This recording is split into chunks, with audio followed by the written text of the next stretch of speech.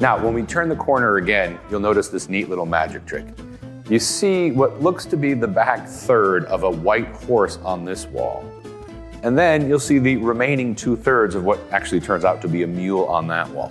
The reason? That door behind me was actually a later addition. In the 17th century, the Riccardi family decided to add another door at the top of that staircase that we just used. And when they did, they cut this wall, pushed a third of it forward, separating the back of the horse from the front.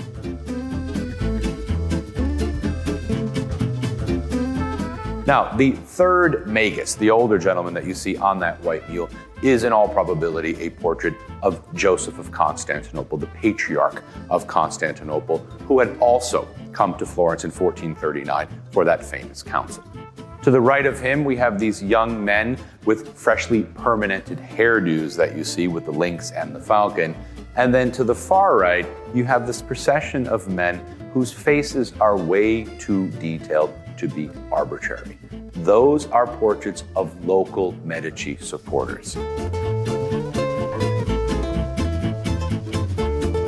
And one very effective way to win their loyalty was to invite them periodically to this chapel to hear Mass and to see their faces up on the same walls as dukes and emperors and popes.